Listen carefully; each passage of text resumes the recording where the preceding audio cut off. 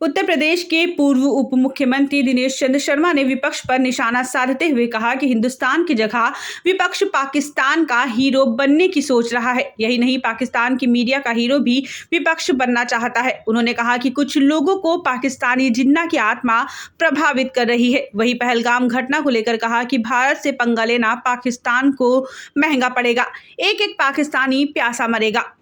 भगवान परशुराम जयंती के अवसर पर बुधवार को संभल जिले के चंदौसी स्थित यूपी सरकार में माध्यमिक शिक्षा राज्य मंत्री गुलाब देवी के आवास पर पहुंचे उत्तर प्रदेश के पूर्व डिप्टी सीएम दिनेश चंद्र शर्मा ने पहलगाम घटना को लेकर कहा कि आतंकवादियों ने जो दुर्दांत साहस किया है, उसके लिए इन्हें जितनी जल्दी जहन्नुम मिले अच्छा है। दृढ़ शक्ति के साथ प्रधानमंत्री नरेंद्र मोदी के नेतृत्व में भारत आगे बढ़ रहा है। कुछ विदेशी शक्तियों को ये मंजूर नहीं हो रहा था और इस प्रकार का दुस्साहस किया है कि जाहिर सी बात है कि वह जल्दी से जल्दी दंड पाएंगे।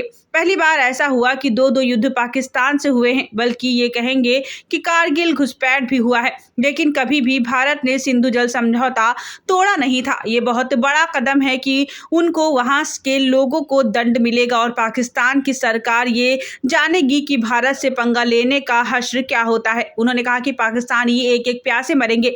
रणनीति के तहत पाकिस्तान भारत से क्या लड़ेगा? अभी तो पाकिस्तान को बलूचिस्तान की मांग के लिए लड़ना है, सिंध प्रांत की मांग से लड़ना है। वह मानते हैं कि अपने कुकर्मों से पाकिस्तान जल्द ही खंड खंड होगा। उन्होंने कांग्रेस को लेकर कहा कि अगर कोई दिशा विहीन हो जाए तो उसके लिए कहने का शब्द नहीं होता है, उसको जनता जवाब देती है और जनता ने अभी तक इनको जवाब दिया है। 3 बार से लगातार हार रहे हैं। विपक्ष ऐसा कृत्य क्यों कर रहा है कि वह पाकिस्तान की मीडिया का हीरो बने? वह हिंदुस्तान की जगह पाकिस्तान का हीरो बनने की सोच रहे हैं। उन्होंने कहा कि पाकिस्तानी जिन्ना कहीं ना कहीं कुछ लोगों को प्रभावित कर रहा है। भारत एकजुट है और मजबूत है, पूरा देश भारत के साथ है। कुछ तथाकथित लोग जो बहकी बहकी बातें कर रहे हैं, उन्हें जनता सबक सिखाएगी। अमेठी में राहुल गांधी के खिलाफ पोस्टरवार पर उन्होंने कुछ नहीं बोला। वहीं आगे कहा कि संभल की जामा मस्जिद बनाम हरिहर मंदिर कोर्ट में विचाराधीन मामला है, इसलिए इस पर कुछ नहीं बोलेंगे। वहीं उन्होंने कहा कि लोक मान्यता है कि भगवान विष्णु का कल की अवतार संभल में ही होगा। उन्होंने कहा कि संभल छोटी मथुरा है, क्योंकि यहाँ घर घर में मंदिर है, घर घर में सनातन का परचम है और सनातन सबको एकता एवं समन्वय का संदेश देता है।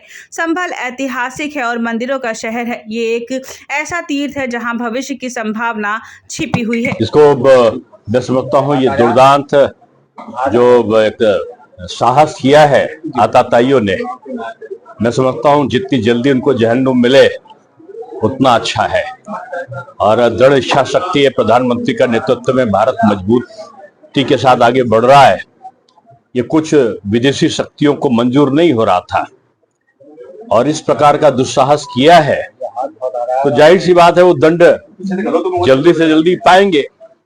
पहली बार ऐसा है कि दो युद्ध पाकिस्तान से हुए हैं और बल्कि ये कहें कि कारगिल घुसपैठ भी हुआ है, लेकिन कभी भी भारत ने सिंधु जल समझौता तोड़ा नहीं था।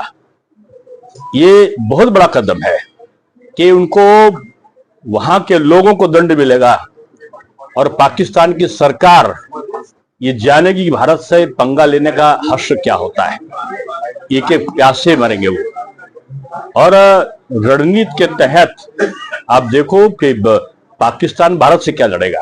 अभी तो पाकिस्तान को अपने बलूचिस्तान की मांग से लड़ना है, सिंध प्रांत की मांग से लड़ना है और मैं समझता हूं कि पाकिस्तान जल्द ही खंड खंड होगा सर इस अपने कुकर्मों से। सर इस मामले में लगातार कांग्रेस के विवादित बयान सामने आ रहे हैं। हालात यह है कि कांग्रेस की ओर से एक पीएम मोदी का पोस्टर जारी किया गया है जिसमें उनका सर नहीं दिखाया, सर तन से जुदा दिखाया गया है। हालात यह है कि कांग्रेस को गाइडलाइन जारी करनी पड़ी है कि उनकी पार्टी के नेता संयम के साथ बयानबाजी करें। क्या कहेंगे, आतंकवाद का इस तरह के समर्थन कर रहे हैं कांग्रेस? क्या देखिए, कोई दिशा विहीन हो जाए तो उसके लिए कहने का शब्द थोड़ी होता है, उसको जवाब जनता देती है और जनता ने अभी तक इनको जवाब दिया है। 3 बार से लगातार हार रहे हैं, फिर भी हरकतें नहीं भूल रहे। पूरा 144 करोड़ लोग एक साथ खड़े हों, ये सरकार की कोशिश है। और ऐसा कृत्य क्यों विपक्ष कर रहा है जिससे वो पाकिस्तान मीडिया का हीरो बने? वो हिंदुस्तान के बजाय वो पाकिस्तान का हीरो बनने का सपना देख रहे हैं। तो मतलब लगता है कि जिन्नाई जो जिन्न है कहीं ना कहीं प्रभावित कर रहा है कुछ लोगों को। और भारत एकजुट है, मजबूत है, 140 करोड़ लोग मोदी जी के साथ हैं और तथाकथित चंद लोग जो बहकी बहकी बातें कर रहे हैं, जनता उनको सबक सिखाएगी। सर महाकुंभ के बाद जितने भी यूपी उत्तराखंड में धार्मिक स्थल हैं, धार्मिक कार्यक्रम है, वहां मुस्लिमों को बैन किए जाने की मांग उठ रही है, कैसे देखते हैं? नहीं, अब देखिए, ये स्थानीय स्तर पर और ये सरकार का काम है, जिला प्रशासन का काम है कि वो शांति व्यवस्था बनाए रखने के लिए कौन सा उपाय करती है। लेकिन मैं समझता हूं कि जो सहिष्णुता है, समन्वय है, मेल मिलाप है, वो लोगों में ज्यादा हो, ये आज की आवश्यकता है। उन्माद नहीं हो, उत्तेजना नहीं हो, धर्म के प्रति कोई आक्रांता भाव लेकर ना आए, ये आज की प्राथमिकता है। मोदी जी का नारा ही है सबका साथ, सबका विकास, सबके लिए प्रयास और सबका विश्वास। लेकिन अगर विश्वास को कोई आघात पहुंचाता है तो फिर तुष्टीकरण नहीं। अमेठी में पोस्टर लगे हैं राहुल गांधी आतंकवादी का साथी, तो क्या कहेंगे इसको? अब नहीं, देखो, जिसने पोस्टर लगाया है जवाब तो वही देगा, लेकिन मैं इस भाषा का प्रयोग नहीं करता। सर आप संभल पहुंचे हैं तो संभल से भी सवाल करना एक बाजी हो जाता है। संभल में विवादित जामा मस्जिद को लेकर के हरियर मंदिर होने का दावा पेश किया गया है, आपके हरियर मंदिर मानते हैं उसको? देखिए, ये मामला माननीय न्यायालय के विचाराधीन है और जो चीज माननीय न्यायालय के विचाराधीन हो उस पर टिप्पणी अच्छी नहीं होती। मैं इतना कह सकता हूं कि लोक जो मान्यता है वो यही है कि श्री विष्णु का जो कल्कि अवतार है वो संभल में होगा। ये तो बहुत कहना चाहिए कि छोटी मथुरा है संभल, घर घर में मंदिर है, घर घर में विद्वत है, सनातन का परचम है और सनातन तो सबको एकता और समन्वय का संदेश देता है। इसलिए मैं कह सकता हूं कि संभल ऐतिहासिक भी है और मंदिरों का भी शहर है, तीर्थों का भी है। सो मैं कहूंगा कि ये तीर्थ है, एक ऐसा तीर्थ है जहां भविष्य की संभावनाएं छुपी हैं।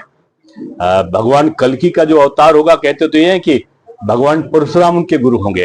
ये परशुराम जयंती के अवसर पर मैं आया हूं, तो इससे अच्छा अवसर क्या हो सकता है कि आज मैं कल्कि भगवान के अवतरण से पहले यहां पर आया हूं। ठीक है, धन्यवाद।